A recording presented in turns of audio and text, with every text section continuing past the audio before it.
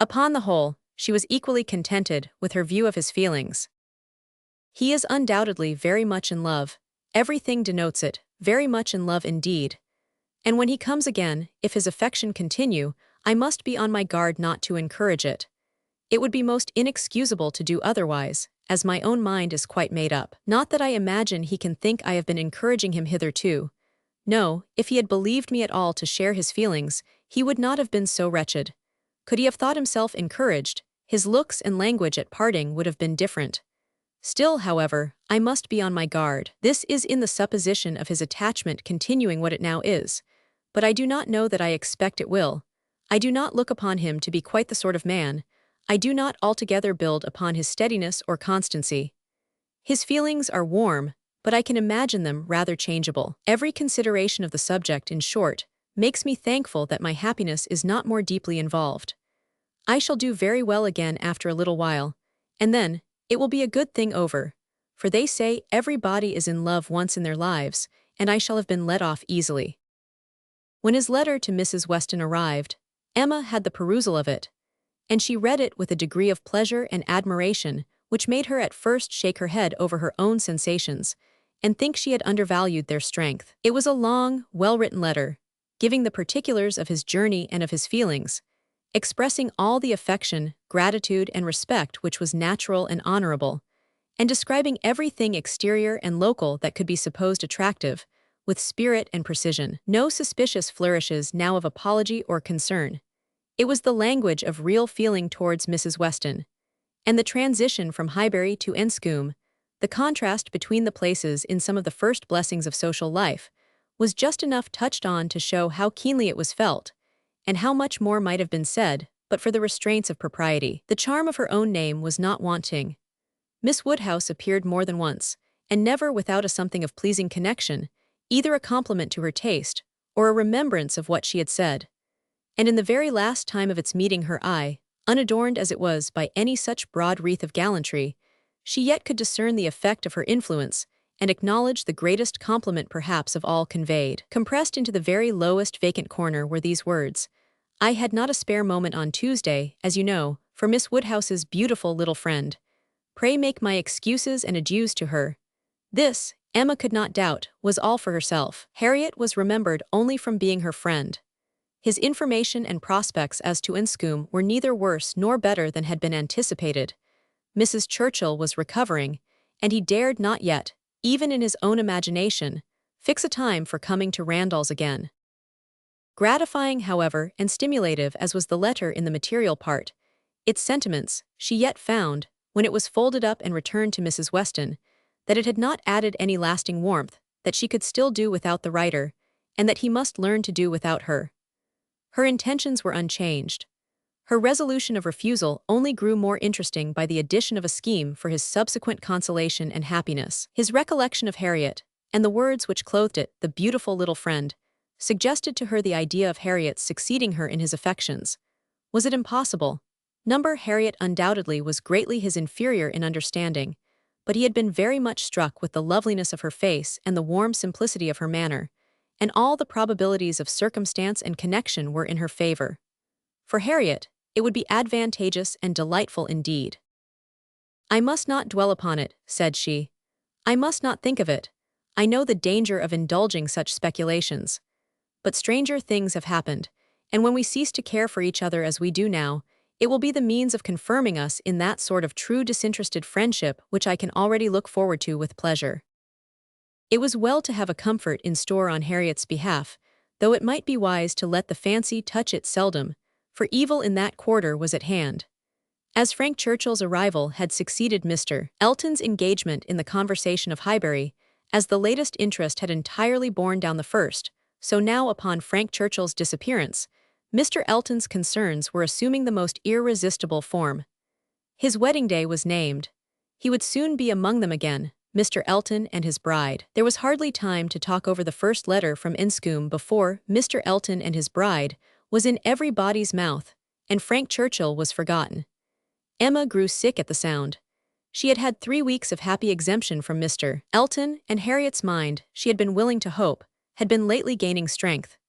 With Mr. Weston's ball in view at least, There had been a great deal of insensibility to other things, but it was now too evident that she had not attained such a state of composure as could stand against the actual approach, new carriage, bell ringing, and all.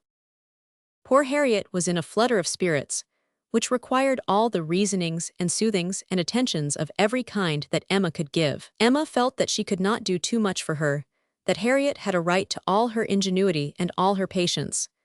But it was heavy work to be forever convincing without producing any effect, forever agreed to, without being able to make their opinions the same. Harriet listened submissively, and said it was very true, it was just as Miss Woodhouse described. It was not worth while to think about them, and she would not think about them any longer, but no change of subject could avail, and the next half-hour saw her as anxious and restless about the Eltons as before. At last Emma attacked her on another ground. "You're allowing yourself to be so occupied and so unhappy about Mr. Elton's marrying Harriet is the strongest reproach you can make me. You could not give me a greater reproof for the mistake I fell into. It was all my doing, I know. I have not forgotten it, I assure you. Deceived myself, I did very miserably deceive you, and it will be a painful reflection to me forever. Do not imagine me in danger of forgetting it." Harriet felt this too much to utter more than a few words of eager exclamation. Emma continued, "I have not said, exert yourself, Harriet, for my sake. Think less, talk less of Mr. Elton for my sake. Because for your own sake rather, I would wish it to be done, for the sake of what is more important than my comfort, a habit of self-command in you, a consideration of what is your duty, an attention to propriety, an endeavor to avoid the suspicions of others, to save your health and credit, and restore your tranquility. These are the motives which I have been pressing on you. They are very important, and sorry I am that you cannot feel them sufficiently to act upon them. My being saved from pain is a very secondary consideration. I want you to save yourself from greater pain. Perhaps I may sometimes have felt that Harriet would not forget what was due, or rather what would be kind by me." This appeal to her affections did more than all the rest. The idea of wanting gratitude and consideration for Miss Woodhouse, whom she really loved extremely, made her wretched for a while, and when the violence of grief was comforted away, still remained powerful enough to prompt to what was right and support her in it very tolerably.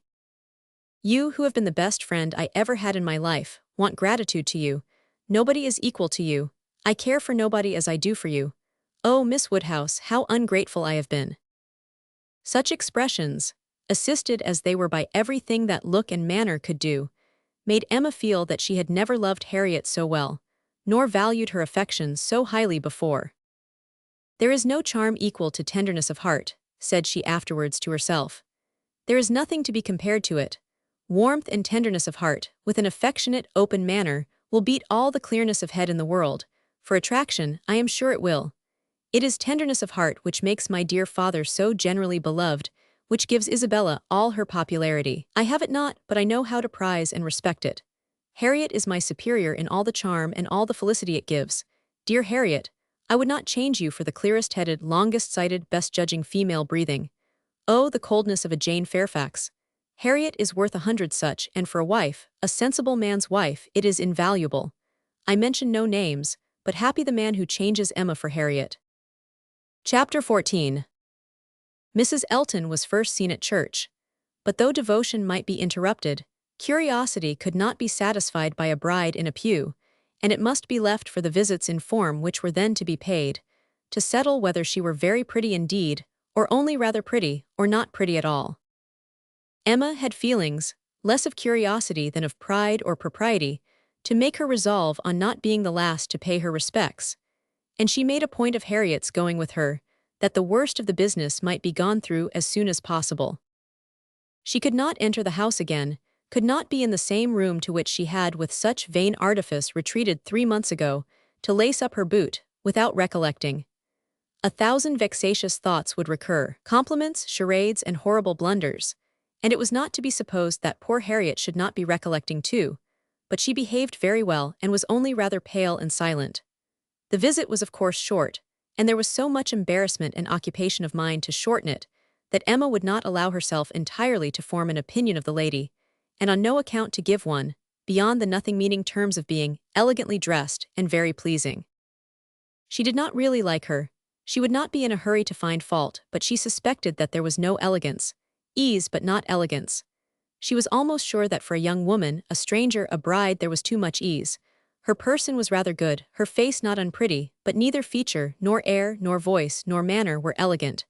Emma thought at least it would turn out so. As for Mr. Elton, his manners did not appear. But no, she would not permit a hasty or a witty word from herself about his manners. It was an awkward ceremony at any time to be receiving wedding visits, and a man had need be all grace to acquit himself well through it. The woman was better off. She might have the assistance of fine clothes and the privilege of bashfulness, but the man had only his own good sense to depend on. And when she considered how peculiarly unlucky poor Mr. Elton was in being in the same room at once with the woman he had just married, the woman he had wanted to marry, and the woman whom he had been expected to marry, she must allow him to have the right to look as little wise, and to be as much affectedly, and as little really easy as could be. "Well, Miss Woodhouse," said Harriet when they had quitted the house, and after waiting in vain for her friend to begin. "Well, Miss Woodhouse," with a gentle sigh, "what do you think of her? Is not she very charming?" There was a little hesitation in Emma's answer. "Oh yes, a very pleasing young woman. I think her beautiful, quite beautiful.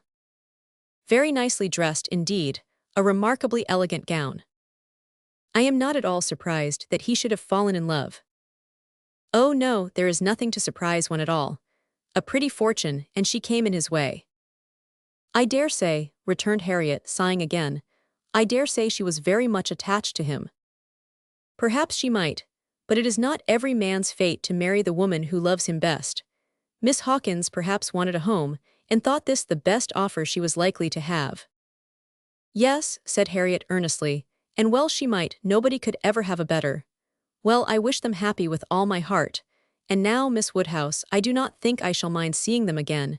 He is just as superior as ever, but being married, you know, it is quite a different thing. No, indeed, Miss Woodhouse, you need not be afraid. I can sit and admire him now without any great misery. To know that he has not thrown himself away is such a comfort. She does seem a charming young woman, just what he deserves. Happy creature, he called her Augusta. How delightful." When the visit was returned, Emma made up her mind. She could then see more and judge better. From Harriet's happening not to be at Hartfield, and her father's being present to engage Mr. Elton, she had a quarter of an hour of the lady's conversation to herself, and could composedly attend to her. And the quarter of an hour quite convinced her that Mrs. Elton was a vain woman, extremely well satisfied with herself, and thinking much of her own importance, that she meant to shine and be very superior, but with manners which had been formed in a bad school, pert and familiar, that all her notions were drawn from one set of people, and one style of living, that if not foolish she was ignorant, and that her society would certainly do Mr. Elton no good. Harriet would have been a better match. If not wise or refined herself, she would have connected him with those who were, but Miss Hawkins, it might be fairly supposed from her easy conceit, had been the best of her own set. The rich brother-in-law near Bristol was the pride of the alliance, and his place and his carriages were the pride of him. The very first subject after being seated was Maple Grove, my brother Mr. Suckling's seat, a comparison of Hartfield to Maple Grove. The grounds of Hartfield were small but neat and pretty, and the house was modern and well built. Mrs. Elton seemed most favorably impressed by the size of the room, the entrance, and all that she could see or imagine. Very like Maple Grove indeed. She was quite struck by the likeness. That room was the very shape and size of the morning room at Maple Grove, her sister's favorite room. Mr. Elton was appealed to.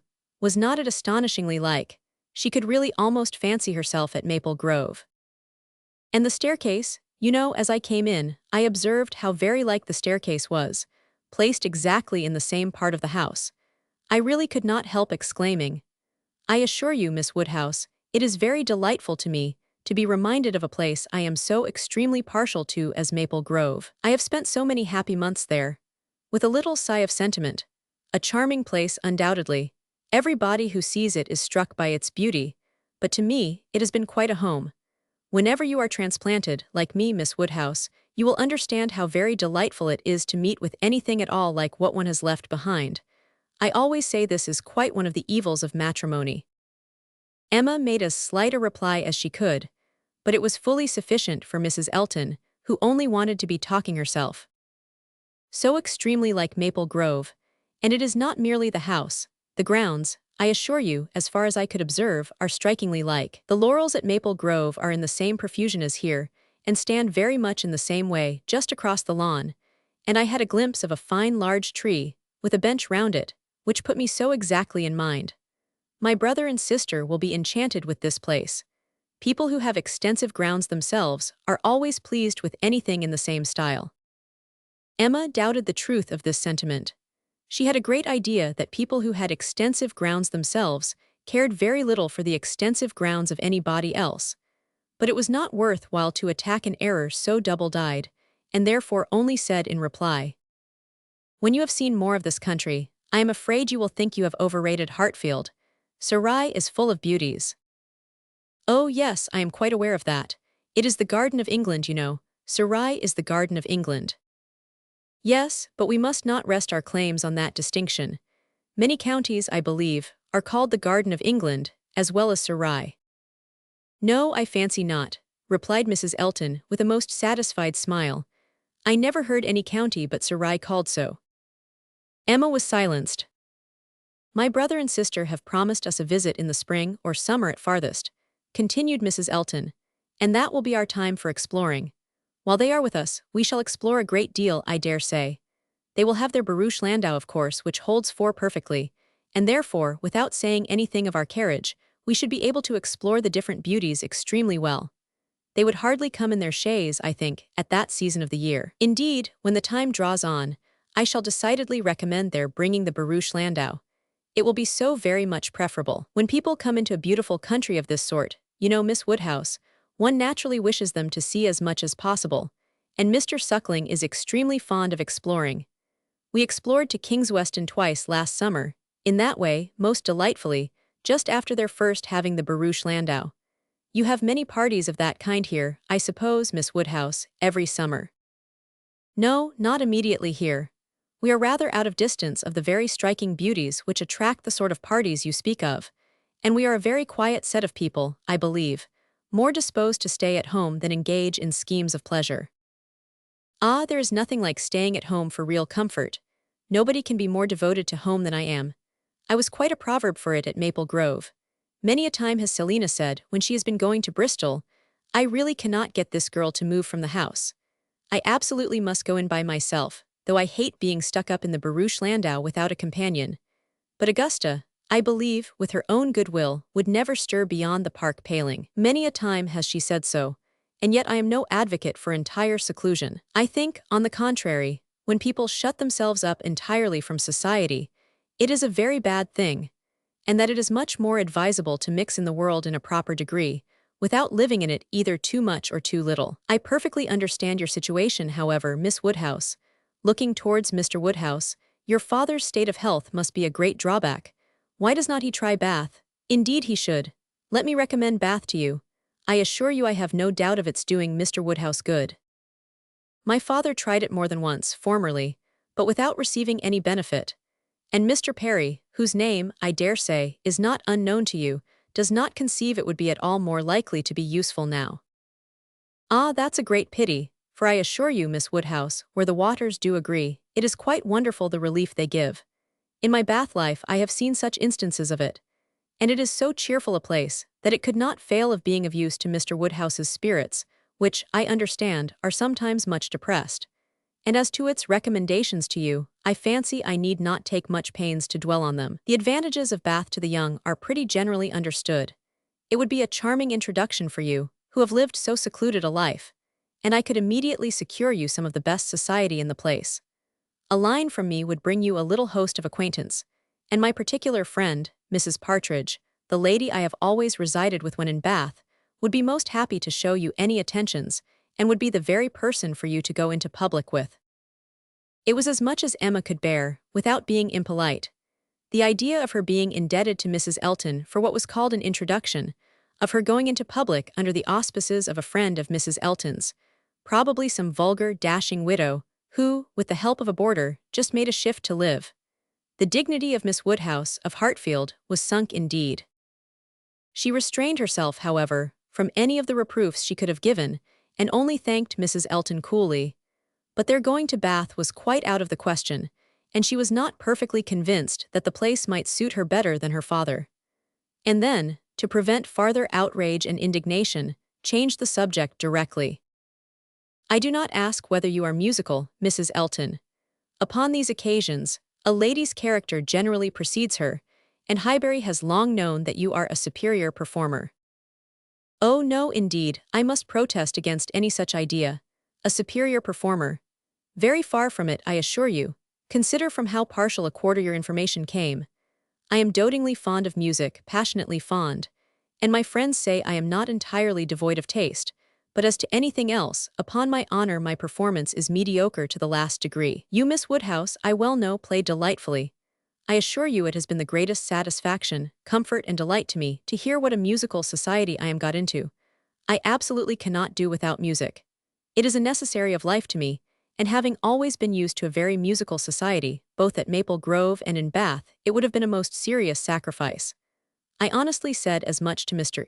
when he was speaking of my future home, and expressing his fears lest the retirement of it should be disagreeable, and the inferiority of the house too, knowing what I had been accustomed to. Of course he was not wholly without apprehension. When he was speaking of it in that way, I honestly said that the world I could give up, parties, balls, plays, for I had no fear of retirement. Blessed with so many resources within myself, the world was not necessary to me. I could do very well without it. To those who had no resources it was a different thing, but my resources made me quite independent. And as to smaller-sized rooms than I had been used to, I really could not give it a thought. I hoped I was perfectly equal to any sacrifice of that description. Certainly I had been accustomed to every luxury at Maple Grove, but I did assure him that 2 carriages were not necessary to my happiness, nor were spacious apartments. "But," said I, "to be quite honest, I do not think I can live without something of a musical society. I condition for nothing else, but without music, life would be a blank to me."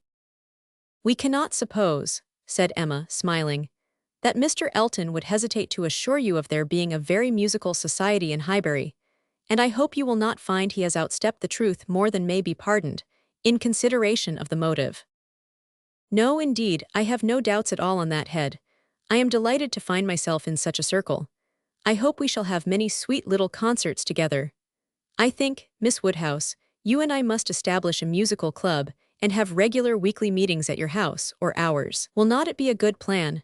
If we exert ourselves, I think we shall not be long in want of allies. Something of that nature would be particularly desirable for me, as an inducement to keep me in practice. For married women, you know, there is a sad story against them in general. They are but too apt to give up music. But you, who are so extremely fond of it, there can be no danger, surely." "I should hope not, but really when I look around among my acquaintance I tremble. Selina has entirely given up music, never touches the instrument though she played sweetly. And the same may be said of Mrs. Jeffreys, Clara Partridge, that was, and of the 2 Millmans, now Mrs. Bird and Mrs. James Cooper, and of more than I can enumerate. Upon my word, it is enough to put one in a fright.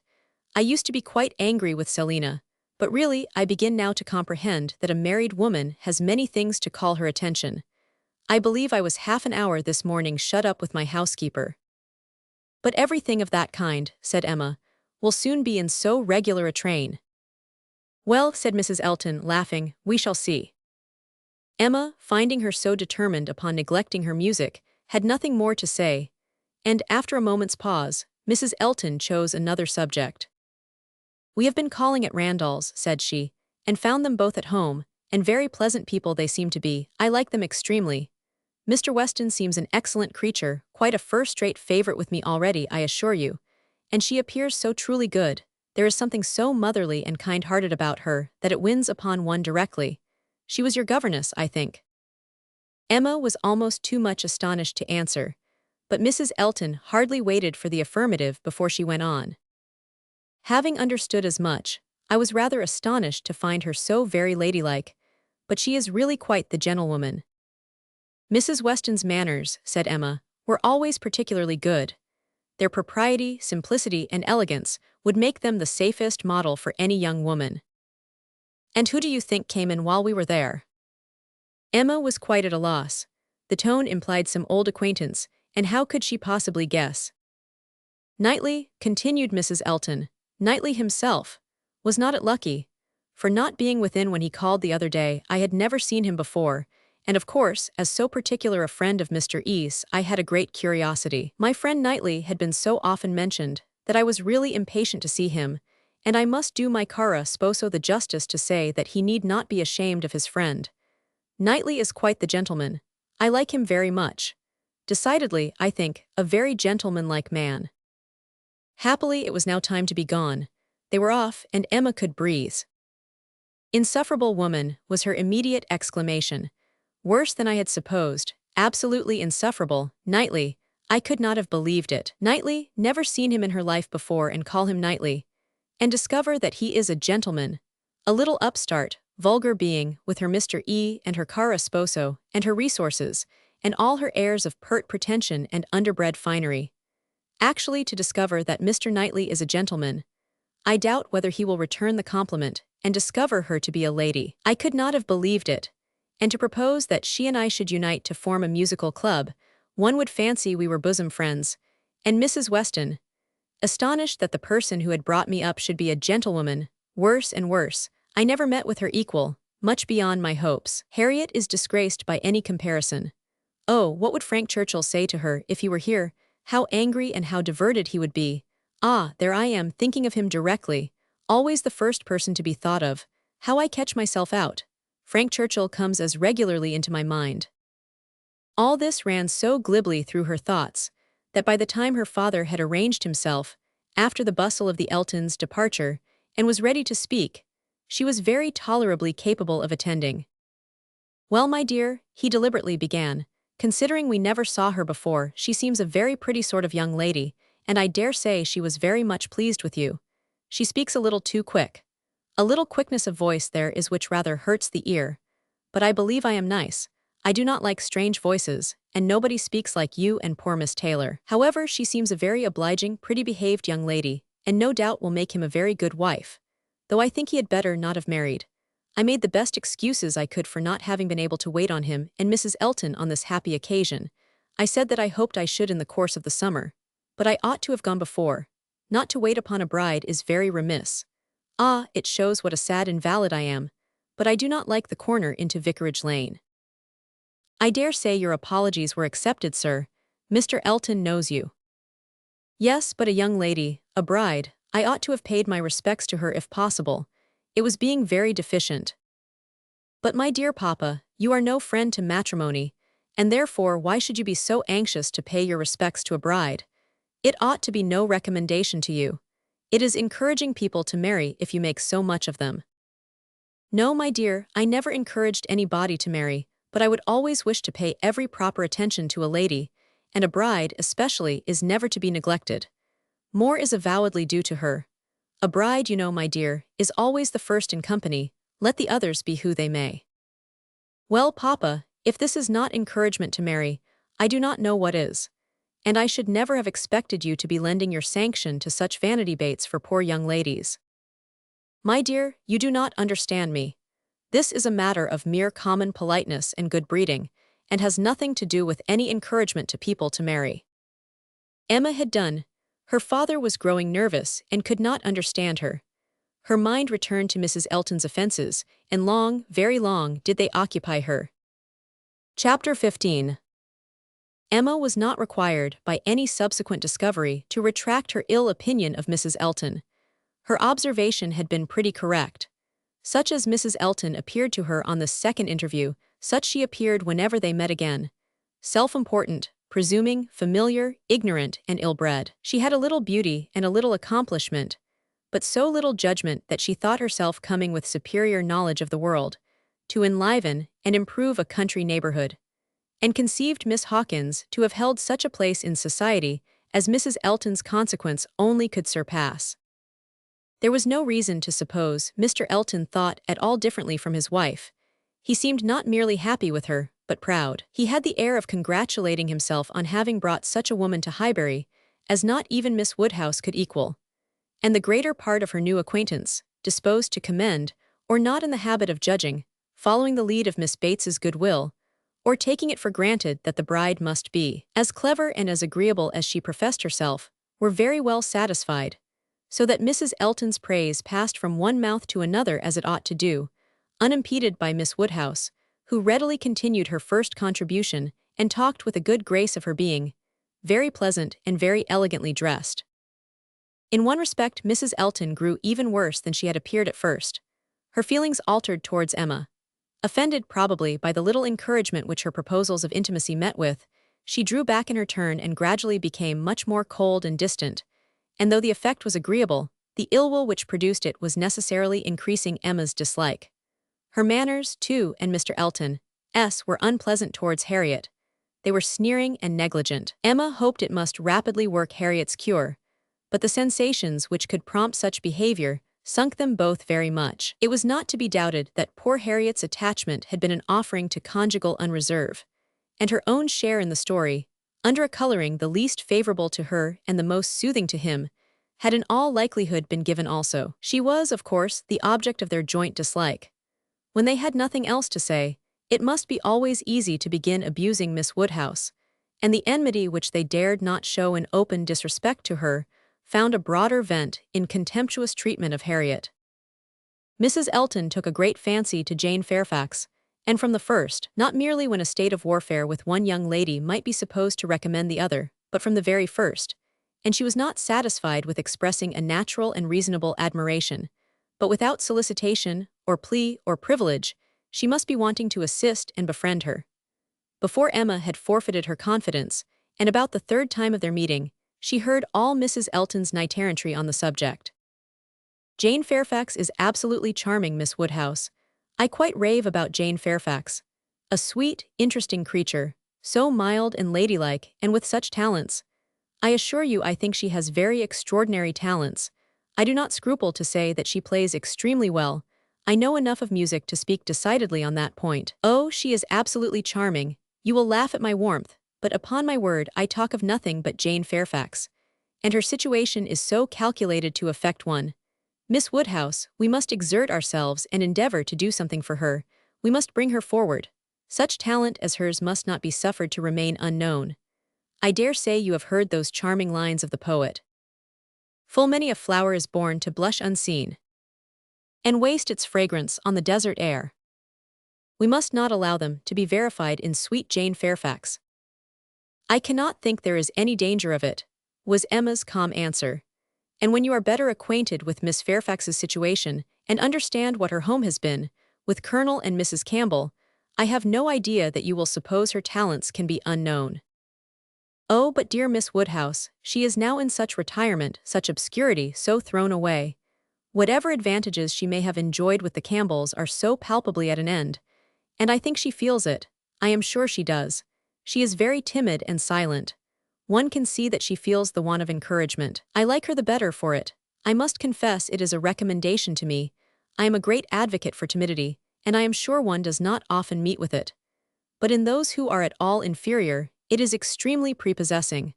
Oh, I assure you, Jane Fairfax is a very delightful character, and interests me more than I can express. You appear to feel a great deal, but I am not aware how you or any of Miss Fairfax's acquaintance here, any of those who have known her longer than yourself, can show her any other attention than. My dear Miss Woodhouse, a vast deal may be done by those who dare to act. You and I need not be afraid. If we set the example, many will follow it as far as they can, though all have not our situations. We have carriages to fetch and convey her home, and we live in a style which could not make the addition of Jane Fairfax, at any time, the least inconvenient. I should be extremely displeased if Wright were to send us up such a dinner, as could make me regret having asked more than Jane Fairfax to partake of it. I have no idea of that sort of thing. It is not likely that I should, considering what I have been used to. My greatest danger, perhaps, in housekeeping, may be quite the other way, in doing too much, and being too careless of expense. Maple Grove will probably be my model more than it ought to be, for we do not at all affect to equal my brother, Mr. Suckling, in income. However, my resolution is taken as to noticing Jane Fairfax. I shall certainly have her very often at my house, shall introduce her wherever I can, shall have musical parties to draw out her talents, and shall be constantly on the watch for an eligible situation. My acquaintance is so very extensive that I have little doubt of hearing of something to suit her shortly. I shall introduce her, of course, very particularly to my brother and sister when they come to us. I am sure they will like her extremely, and when she gets a little acquainted with them, her fears will completely wear off, for there really is nothing in the manners of either but what is highly conciliating. I shall have her very often indeed while they are with me, and I dare say we shall sometimes find a seat for her in the barouche landau in some of our exploring parties. Poor Jane Fairfax, thought Emma, you have not deserved this. You may have done wrong with regard to Mr. Dickson, but this is a punishment beyond what you can have merited. The kindness and protection of Mrs. Elton, Jane Fairfax and Jane Fairfax. Heavens, let me not suppose that she dares go about Emma Woodhousing me, but upon my honor there seems no limits to the licentiousness of that woman's tongue. Emma had not to listen to such paradings again, to any so exclusively addressed to herself, so disgustingly decorated with a dear Miss Woodhouse. The change on Mrs. Elton's side soon afterwards appeared, and she was left in peace, neither forced to be the very particular friend of Mrs. Elton, nor, under Mrs. Elton's guidance, the very active patroness of Jane Fairfax, and only sharing with others in a general way, in knowing what was felt, what was meditated, what was done. She looked on with some amusement. Miss Bates's gratitude for Mrs. Elton's attentions to Jane was in the first style of guileless simplicity and warmth. She was quite one of her worthies, the most amiable, affable, delightful woman, just as accomplished and condescending as Mrs. Elton meant to be considered. Emma's only surprise was that Jane Fairfax should accept those attentions and tolerate Mrs. Elton as she seemed to do. She heard of her walking with the Eltons, sitting with the Eltons, spending a day with the Eltons. This was astonishing. She could not have believed it possible that the taste or the pride of Miss Fairfax could endure such society and friendship as the vicarage had to offer. She is a riddle, quite a riddle, said she. To choose to remain here month after month, under privations of every sort, and now to choose the mortification of Mrs. Elton's notice and the penury of her conversation, rather than return to the superior companions who have always loved her with such real, generous affection. Jane had come to Highbury professedly for 3 months. The Campbells were gone to Ireland for 3 months. But now the Campbells had promised their daughter to stay at least till midsummer, and fresh invitations had arrived for her to join them there. According to Miss Bates, it all came from her. Mrs. Dickson had written most pressingly. Would Jane but go, means were to be found, servants sent, friends contrived, no travelling difficulty allowed to exist, but still she had declined it. She must have some motive more powerful than appears for refusing this invitation, was Emma's conclusion. She must be under some sort of penance, inflicted either by the Campbells or herself. There is great fear, great caution, great resolution somewhere.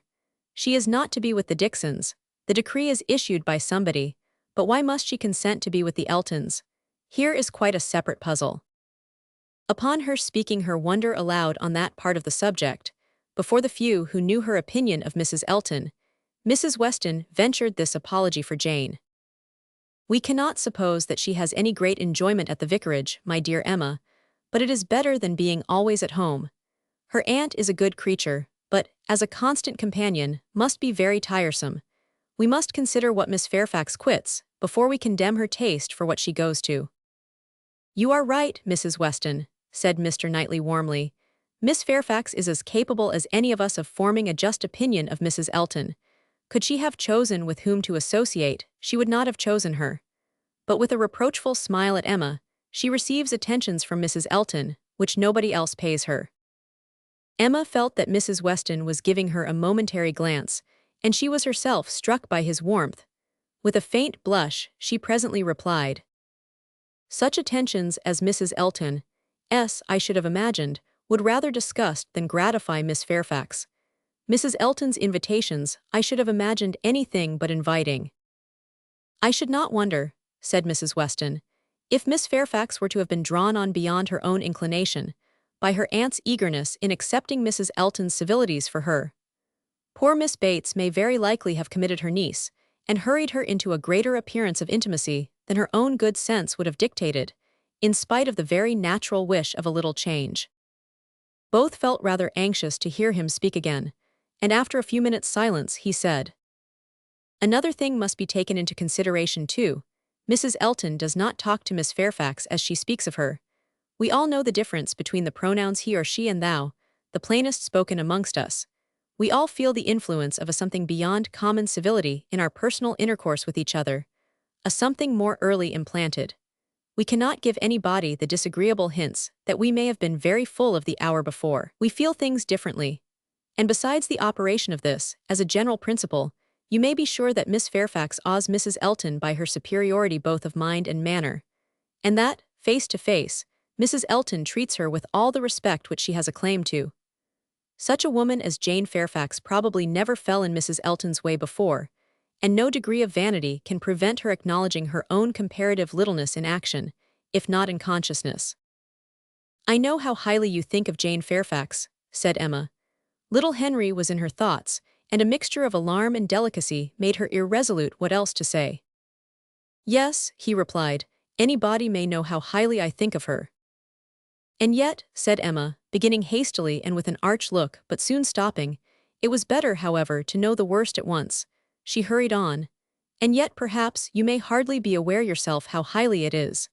The extent of your admiration may take you by surprise some day or other."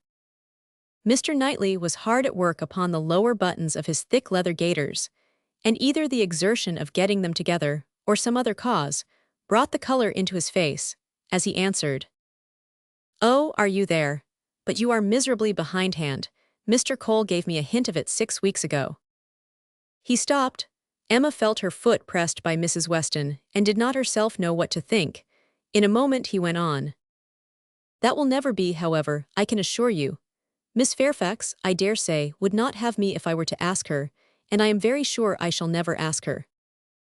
Emma returned her friend's pressure with interest, and was pleased enough to exclaim, "You are not vain, Mr. Knightley, I will say that for you." He seemed hardly to hear her. He was thoughtful, and in a manner which showed him not pleased, soon afterwards said, "So you have been settling that I should marry Jane Fairfax?" "No, indeed I have not. You have scolded me too much for matchmaking, for me to presume to take such a liberty with you. What I said just now meant nothing. One says those sort of things, of course, without any idea of a serious meaning. Oh, no, upon my word I have not the smallest wish for your marrying Jane Fairfax or Jane anybody. You would not come in and sit with us in this comfortable way if you were married." Mr. Knightley was thoughtful again. The result of his reverie was, "No, Emma, I do not think the extent of my admiration for her will ever take me by surprise. I never had a thought of her in that way, I assure you." And soon afterwards, "Jane Fairfax is a very charming young woman, but not even Jane Fairfax is perfect. She has a fault. She has not the open temper which a man would wish for in a wife." Emma could not but rejoice to hear that she had a fault. "Well," said she, "and you soon silenced Mr. Cole, I suppose?" "Yes, very soon. He gave me a quiet hint. I told him he was mistaken. He asked my pardon and said no more. Cole does not want to be wiser or wittier than his neighbors." In that respect how unlike dear Mrs. Elton, who wants to be wiser and wittier than all the world. I wonder how she speaks of the Coles, what she calls them. How can she find any appellation for them, deep enough in familiar vulgarity? She calls you Knightley. What can she do for Mr. Cole? And so I am not to be surprised that Jane Fairfax accepts her civilities and consents to be with her. Mrs. Weston, your argument weighs most with me. I can much more readily enter into the temptation of getting away from Miss Bates than I can believe in the triumph of Miss Fairfax's mind over Mrs. Elton. I have no faith in Mrs. Elton's acknowledging herself the inferior in thought, word, or deed, or in her being under any restraint beyond her own scanty rule of good breeding. I cannot imagine that she will not be continually insulting her visitor with praise, encouragement, and offers of service, that she will not be continually detailing her magnificent intentions, from the procuring her a permanent situation to the including her in those delightful exploring parties which are to take place in the barouche landau. "Jane Fairfax has feeling," said Mr. Knightley. "I do not accuse her of want of feeling. Her sensibilities, I suspect, are strong, and her temper excellent in its power of forbearance, patience, self-control, but it wants openness. She is reserved, more reserved, I think, than she used to be, and I love an open temper. No, till Cole alluded to my supposed attachment, it had never entered my head. I saw Jane Fairfax and conversed with her, with admiration and pleasure always, but with no thought beyond.